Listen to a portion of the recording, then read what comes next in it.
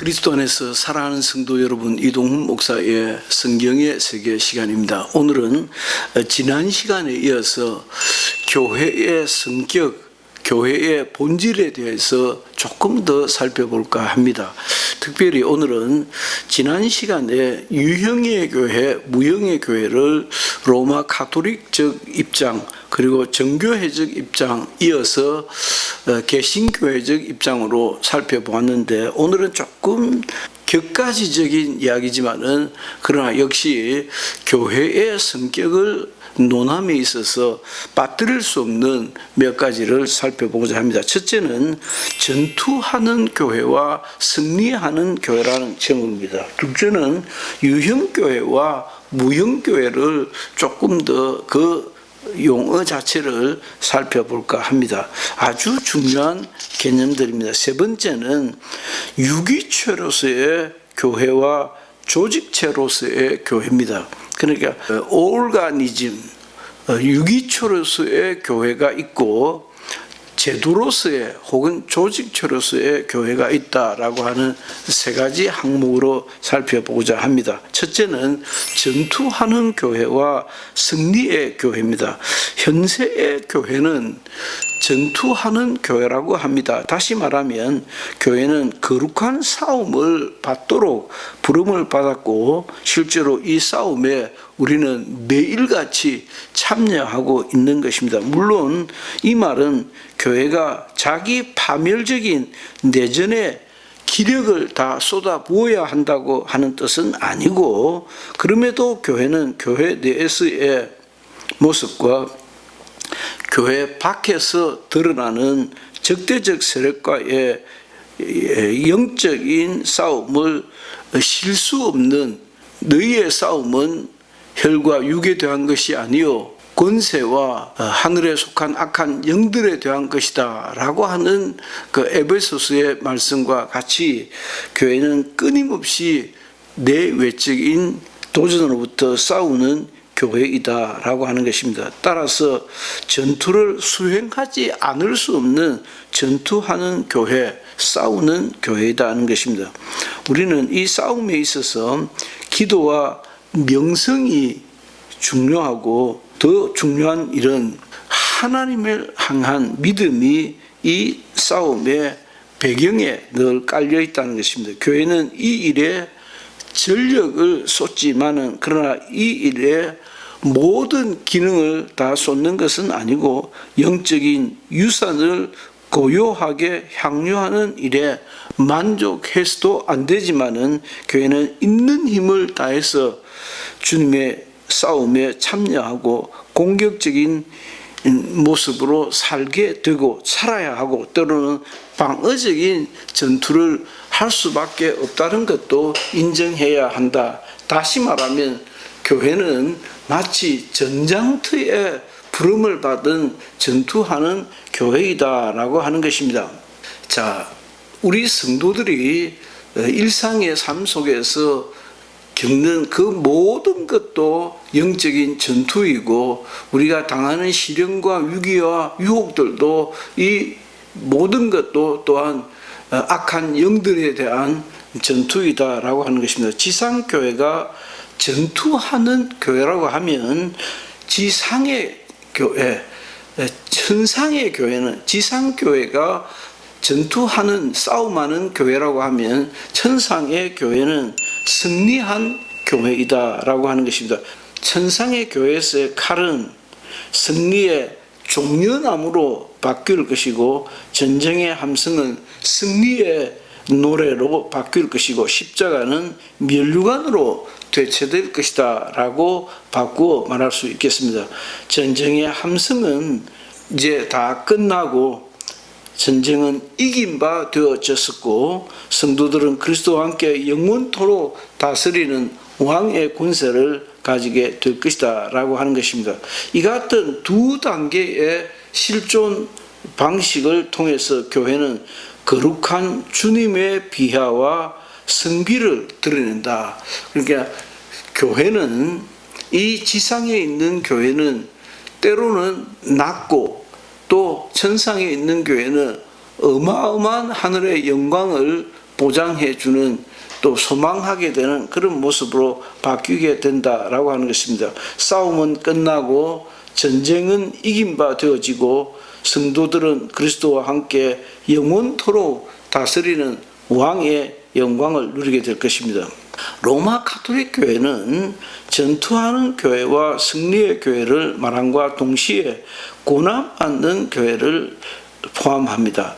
그들에 의하면 이 교회는 더 이상 이 땅 위에 있지 않으며 하늘의 기쁨에도 아직 들어가지 못하고 지금 자신들의 남은 죄 때문에 연옥에서 고통받고 있는 자들을 포함한다 라고 합니다. 그것이 로마 가톨릭적 교회에 대한 이해와 개신교적 교회에 대한 이해가 약간 또 결을 달리하는 것을 볼 수가 있습니다.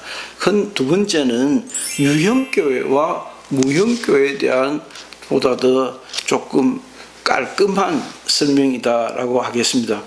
자, 유형교회와 무형교회의 의미는 하나님의 교회는 한편으로는 보이지만은 다른 한편으로는 보이지 않는다라고 하는 뜻을 담고 있습니다. 이 구분을 처음으로 시도한 이는 루터였습니다.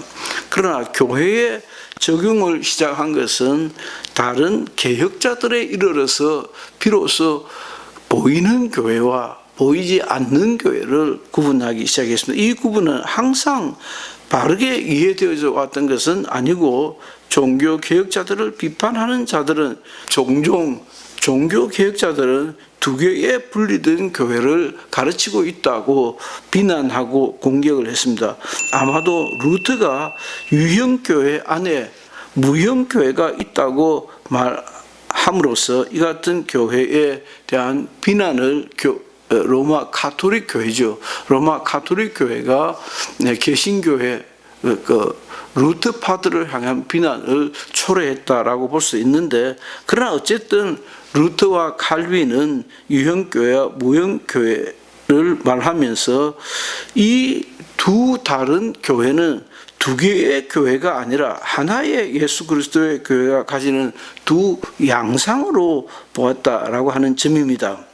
이 다른 두 양상을 강조해야 하는데, 무형적이라는 용어는 굉장히 다양한 의미로 사용이 되어졌습니다. 오늘 이것을 참 중요하게 정리해 둘 필요가 있는데, 첫째는 승리의 교회에 사용되어졌고, 무형적 교회는 마침내 승리하는 교회, 승리한 교회를 의미하고, 두 번째는 마지막 때에 나타날 이상적이고 완전한 교회가 무형의 교회이다. 세 번째는 온 세상에 편재되어 있고 인간이 볼 수 없는 그야말로 무형의 교회이다라고 하는 것이고, 네 번째는 핍박 중에 숨어서 말씀과 성례를 박탈당한 교회에 적용되었다.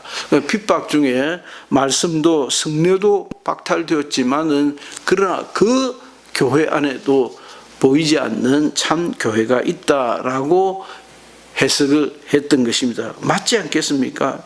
여하튼 승리의 교회는 땅 위에 있는 자들의 눈에는 보이지 않지만 칼빈은 그의 기독교 강요에서 이 교회를 무형교회에 포함되는 것으로 생각을 했다는 것입니다.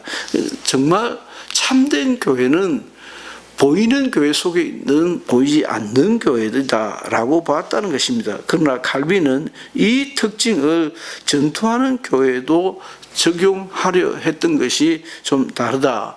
왜? 칼빈은 기독교 문화론에 굉장히 탁월한 관심을 가졌습니다. 따라서 칼빈은 무형교회 속에 있는 유형교회의 역할을 외면하지 않았다는 것입니다. 개혁파 신학은 지상의 교회가 유형적이며 무형적이다라고 말하는 것으로 좀 더 간편하게 정리를 해볼 수 있겠습니다. 이 교회가 보이지 않는 이유는 본질적으로 교회는 영적이고 영적인 본질이 육안으로 식별되는 것이 아니기 때문입니다. 동시에 누가 이 교회에 속하였고 누가 이 교회에 속하였지 아니한 것은 틀림없이 결정하기가 불가능하기 때문에 그 보이지 않는 교회가 따로 있는 것이야 라고 보았다라고 하는 것입니다. 그리스도와 신자들의 연합은 정말 신비로운 연합이고 성령은 보이지 않는 끈으로 이 양자를 연합시키고 있다라고 이해를 하였습니다. 예컨대 거듭남이라든지 참된 회개라든지 참된 믿음이라든지 그리스도와의 영적인 교제 등과 같은 구원의 복들을 모두 눈에는 보이지 않는 것들로 이해를 바르게 했다고 볼 수 있습니다. 그러나 이와 같은 것들이 교회의 실제적인 형식을 구성하고 있는데 무형적이라는 표현을 조금 더 깊이 들어가 보면 종교개혁 당시에 유형교회와 무형교회를 구분했던 역사적 근거에 따라서 추적해 보면 명백하게 그 차이가 드러납니다. 성경은 어떤 영광스러운 속성들을 교회에 부여함으로써 교회를 구속의 영원한 복을 전달하는 중개자로 나타냅니다. 로마 가톨릭 교회는 이와 같은 복의 분배권을 외적인 기관으로서의 교회에 다 맡겨버린 것이 조금 더 다르다 할 수 있겠습니다. 그 대표적 교회, 그 최상위에 있는 이가 교황이지 않겠습니까? 즉 성직자 계급의 그 복의 분배권자로서의 권위를 부여하면서 하나님과 하나님 자녀들 사이의 중재자로서의 인간 사제직을 설정하므로 양자 사이의 직접적인 교통을 무시하거나 혹은 외면하거나 혹은 거부한 그런 오류를 범하기도 했다라고 개신교도적 시각에서 우리는 비판해 볼 수 있겠습니다. 이 오류는 종교개혁자들이 비판적 표적이 되었던 것을 알 수가 있습니다. 그들의 주장에 따르면 앞서 말한 바와 같이 영광스러운 것들을 분배하는 교회는 외적인 기관으로서의 교회가 아니라 예수 그리스도의 신령한 몸으로서의 교회이다 라고 하는 것입니다. 이 교회는 본질적으로 현재에는 육안으로는 보이지 않습니다. 그러나 이 교회는 유형교회 안에 상대적으로 그러나 불완전한 모습으로 구현되어 있으며 마지막 때가 되면 완전히 눈에 보이도록 구현될 것이다 라고 하는 믿음과 이해가 여기에 깔려 있는 것입니다. 무형교회는 자연히 유형적인 형태를 어차피 취하게 되는데 인간의 영혼이 몸을 입고 몸을 통해서 자신을 표현하는 것과 같이 단순히 영혼으로서만 구성되어 있지 않고 영혼과 몸을 아울러 가진 인간으로서 구성된 무형교회도 필연적으로 자신을 표현하는 기관으로서의 유형교회를 필요로 했지 않는가, 필요로 하는 것이다 라고 하는 것을 고백하게 됩니다. 교회는 신앙 고백과 신앙의 행위, 말씀의 선포와 성례의 집행, 그리고 외적인 기관과 정체를 통하여 가시화되어져 갔다는 것을 볼 수가 있습니다. 맥퍼슨은 무형교회와 유형교회를 구분하면서 개신교는 마술적이고 초자연적인 로마 가톨릭 교회 간의 형식주의와 열광적이며 종파적인 신령주의의 특징인 모든 외적 형식에 대한 터무니없는 경시 사이에서 적절한 조화를 또 모색했다라고 그렇게 설명합니다. 무슨 말인가 하니까 개신교회적 특징의 교회는 보다 마술적이고 초자연적인 로마 가톨릭 교회의 교회 간에서 나타나는 형식주의, 또 열광적이며 종파적인 신령주의의 그런 외적인 특징을 휩쓸리지 아니하고 하나님의 말씀에 근거해서 또 성례를 집행하며 교회의 외적이고 내적인 모습들을 동시에 인정하는 개신교적 가치 사이에서 적절히 그 조화를 찾았다라고 하는 것입니다. 무형교회와 유형교회가 모두 앞서도 말씀드린 것처럼 무형교회를 주장한다고 보편적인 것도 아니고 유형교회가 보편적이다라고 하는 것도 무리인 것을 이들은 다 알고 있었습니다. 따라서 유형교회와 무형교회가 동시에 보편적이지만은 두 교회가 모든 면에서 언제나 상응하는 것은 충돌하는 것은 아니라 하는 것을 아는 것이 매우 중요하다라고 하겠습니다. 저도 그렇게 생각합니다. 무형교회에 속한 어떤 회원들이 반드시 유형적 기관의 회원이 되는 것은 아니다.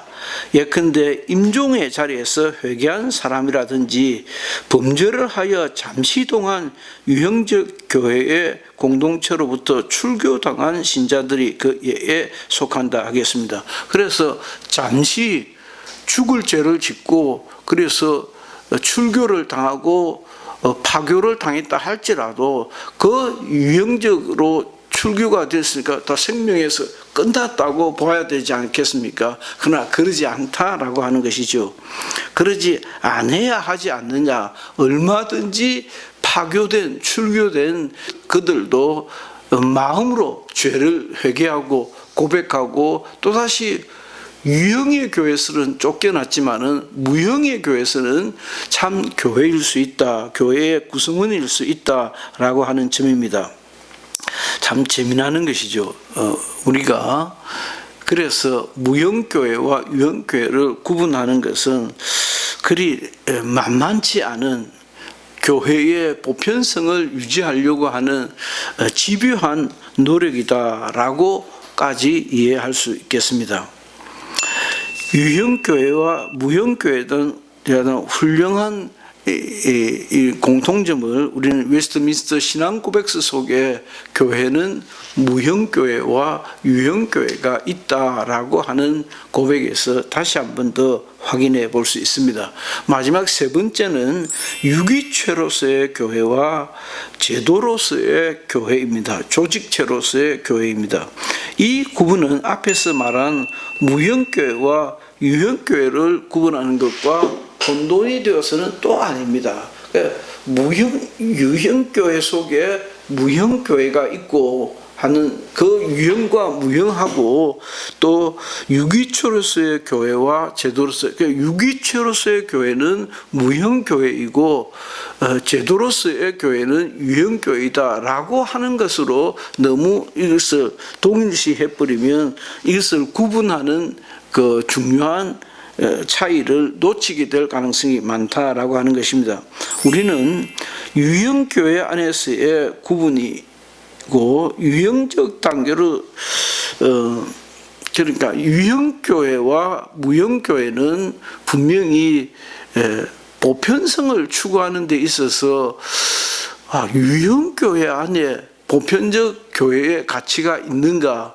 그건 좀 아니지 않는가라고 할 때 그럼 무형교회가 있구나라고 하는 것을 발견하게 되었습니다. 그것하고 여기 세 번째 살펴보려고 하는 유기체로서의 교회와 제도로서의 교회는 조금 또 다른 것이 교회가 오직 직분 말씀과 성례의 집행 그리고 일정한 형식의 교회 정치 안에서만 가시적인 것이 된다고 생각하는 것은 매우 곤란하다. 그러니까 조직체 제도로서의 교회만 있는 것은 아니다라고 하는 것입니다. 이런 모든 것들이 없을지라도 교회는 여전히 공동생활과 신자들의 고백 안에서 그리고 그들이 연합하여 세상을 대항하는 가운데 교회로서의 모습을 드러낼 수 있다라고 하는 것입니다. 그래서 고찰하고 있는 중요한 구분은 유형교회 안에서의 구분임을 명심하면서도 결국 유형교회와 무형교회의 구분이지 않느냐라고 하지만은 그것이 아닌 것은 우리는 유기체로서의 교회와 조직체로서의 교회가 무형교회의 그 영적인 배경을 가지고 있다는 것을 놓쳐서는 아니 될 것이다 라고 하는 것입니다. 우리가 이 두 교회, 그러니까 유기체로서의 교회와 제도로서의 교회가 두 다른 모습이기는 하지만 두 교회는 몇 가지 점에서 중요한 차이가 있습니다. 유기체로서의 교회는 성령의 끈으로 연합된 신자들의 공동체인 반면에 조직체로서의 교회는 신자들의 어머니로서 구원의 방편이요 죄인들을 개종시키고 성도들을 완전케 하는 역할을 담당하는 것이 다르다는 것입니다. 그것이 제도로서의 교회고 또 유기체로서의 교회가 가지는 역할이라는 것입니다. 유기체로서의 교회는 영적 능력이 있는 교회입니다. 그 안에서 모든 유형의 은사들과 재능들이 나타나고 주님의 사업을 위하여 사용이 되어집니다. 반면에 조직체로서의 교회는 하나님께서 제정하신 직분들과 방편들을 통하여 제도적 형식과 기능들로 나타날 것입니다. 양자는 어떤 의미에서 보면 서로 이렇게 상호 연락하고 있는 것을 볼 수 있습니다. 그러나 한편이 다른 한편에 종속될 때도 없지 아니한 것이 조직체 혹은 기관으로서의 교회는 목적을 향한 수단이고 유기체로서의 교회고 신자들의 공동체로서의 교회에서 발견되는 것을 알 수가 있습니다. 그래서 무엇이 더 큰 개념이다 라고 다툼보다는 이 둘이 서로 교환하면서 조직체로서의 교회와 유기체로서의 교회가 가지는 서로의 기능들이 달라서 서로 연합하고 또 보충하면서 하나의 보편교회를 형성하고 있다라고 보면 되겠습니다. 우리는 교회를 너무 만만하게 보고 있는 약점이 평소 우리 신앙생활 속에 배어 있지 않는가 싶습니다. 오랜 세월 교회가 무엇이며 교회가 얼마나 엄청나며 정말 교회는 에베소서에 있는 말씀과 같이 만물을 충만케 하시는 자의 충만이신가 하는 그 감동 속에 살아가고 살아왔던 사람으로서는 교회에 대하여 정말 더 깊이 이해하고 그것을 체험하고 교회 속에서 발견되어지는 하나님의 나라를 경험하고 소망하고 싶은 생각 간절합니다. 이동훈 목사의 성경의 세계 시간이었습니다. 역시 우리는 계속해서 교회의 정의를 또 살펴보고 좀 더 미시적으로 좀 더 우리의 신앙생활에 유익하도록 이끌어가 볼까 합니다. 대단히 감사합니다.